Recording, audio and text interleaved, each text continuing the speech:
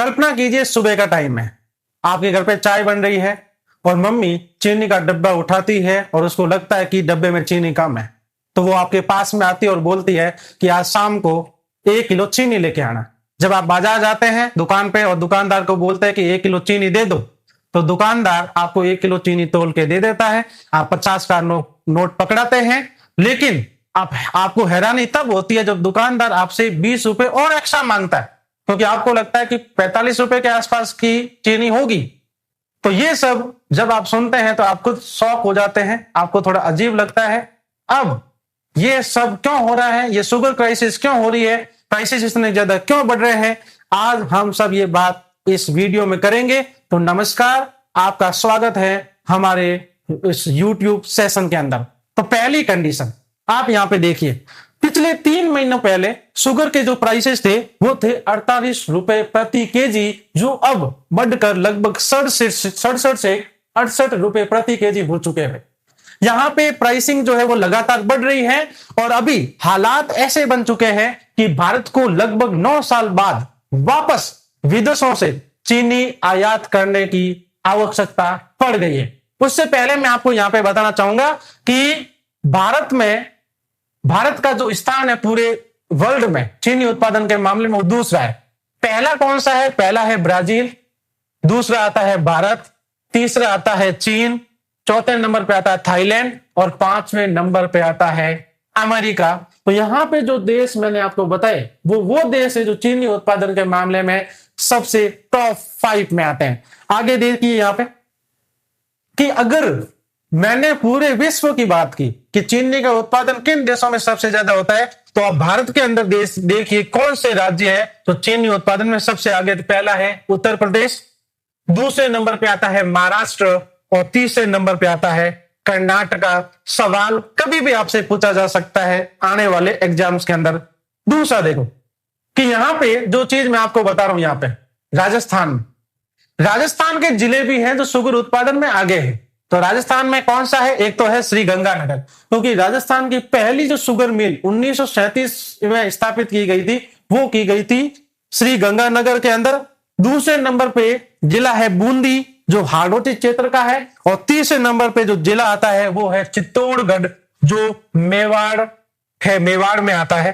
आगे देखिए यहां पे ये कि अगर शुगर क्राइसिस बढ़ रहा है तो क्या कारण है? तो पहला कारण है खराब मौसम, क्योंकि खराब मौसम की वजह से जो रिकवरी रेट है वो बहुत ज्यादा कम होगी और पिछले साल इतनी ज्यादा बारिश हुई कि गन्ने का उत्पादन कम हो गया और रिकवरी रेट 12% से भी क्या होगी? कम होगी। आप यहां पे देखिए अनुमानित जो उत्पादन था वो कितना था? 3.4 करोड़ टन, लेकिन असल में जो उत्पादन था वो कितना रह गया? वो रह गया ओनली 3 करोड़ टन, यानी कि 40 लाख टन का सीधा क्या हुआ है? नुकसान हुआ है खराब मौसम की वजह से।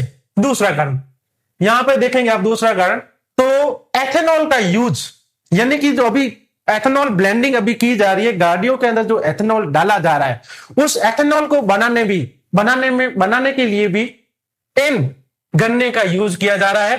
पिछले साल 720 करोड़ लीटर एथेनॉल बनाया गया जो सीधा असर करता है चीनी उत्पादन पे, इसलिए भी उसके जो प्राइसेस है वो लगातार बढ़ रहे हैं।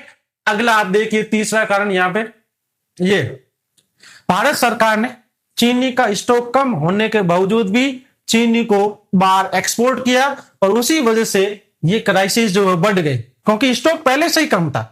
कम होने के बावजूद भी सरकार क्या कर रही है? देखो नवंबर 2025 में 15 लाख टन निर्यात मंजूर किया गया, यहां पे भी नहीं रुके वो। फरवरी 2026 में और 5 लाख टन और जोड़े गए, यानी कि कितना निर्यात हुआ टोटल मिला के? 20 लाख टन का। जब यहां पे स्टॉक कम हो गया तो सरकार ने मई 2026 में क्या कर लिया? निर्यात पे रोक लगा ली। अब कंडीशन ऐसी हो गई तो सरकार करे क्या? यहां पे देखो आप लोग अभी ये कि जब त्योहारों का सीजन आता है, जो अभी अब चल रहा है या अभी जो त्योहार आने वाले हैं, दिवाली आने वाली और भी त्योहार आने वाले हैं, तो प्राइसिंग इसकी वजह से क्या हो जाती है? बढ़ जाती है। कैसे बढ़ जाती है? कि जितने भी मिठाई बनाने वाले जो लोग हैं, जितनी भी मीठी चीजें बनाने वाले जो लोग हैं, वो क्या करते हैं? चीनी को पहले से ही स्टोर करके रखते हैं। तो मतलब कालाबाजारी या जमाखोरी क्या हो जाती है? शुरू हो जाती है। तो प्राइसिंग अपने आप बढ़ेंगे। इस कारण क्या हुआ कि जो चीनी है वो लगभग 19% उसके प्राइसिंग बढ़ गए। गन्ने के गुड़ के कितने बढ़ गए? 24%।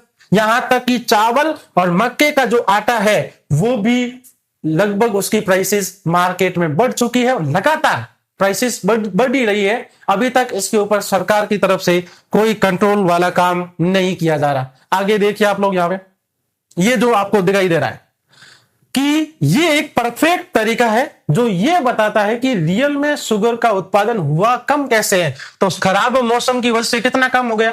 40 लाख टन। एथेनॉल डाइवर्जन की वजह से कितना कम हो गया? 25 लाख टन।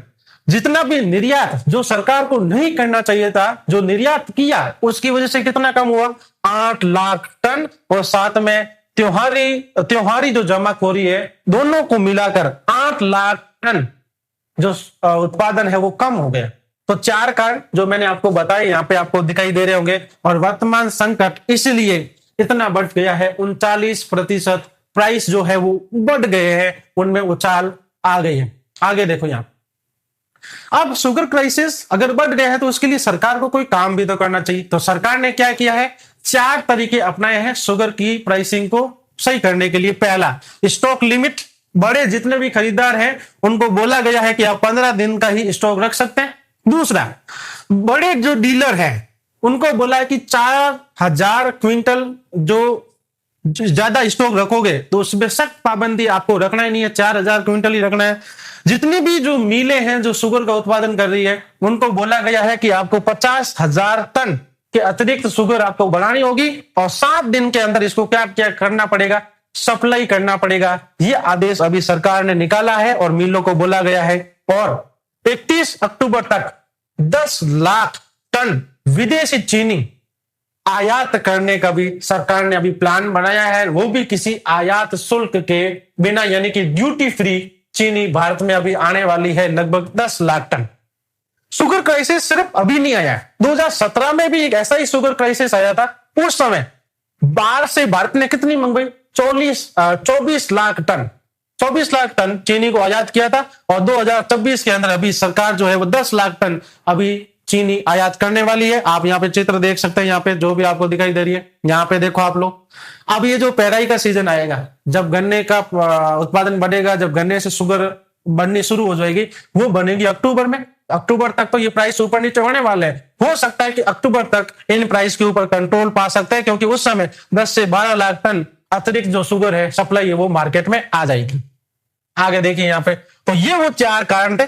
जो कारण मैंने आपको बताया कि अभी जो एथेनॉल साथ में डाइवर्जन हो रहा है, खराब मौसम जो अभी हो रहा है, निर्यात में जो देरी, बहुत देर तक उन्होंने जो निर्यात किया उसकी वजह से, और जमाखोरी की वजह से भी चीनी के प्राइसेस में इतने ज्यादा उछाल आया है। और इसीलिए अब जो प्राइस है वो लगातार बढ़ रहे हैं। हो सकता है कि आने वाले टाइम में ये प्राइस और बढ़े, या जो भी मैंने आपको बताया है, अगर आपको लगता है कि ये प्राइसेस समय की मार की वजह से या फिर सरकार की पॉलिसी की वजह से बढ़े हैं, तो आप कमेंट में जरूर बताएं। और ये जो सेशन है यदि आपको अच्छा लगा, इस कमेंट में जरूर लिखें। इसके बारे में यदि आप और जानकारी चाहते हैं तो हमें जरूर बताएं। Thank you.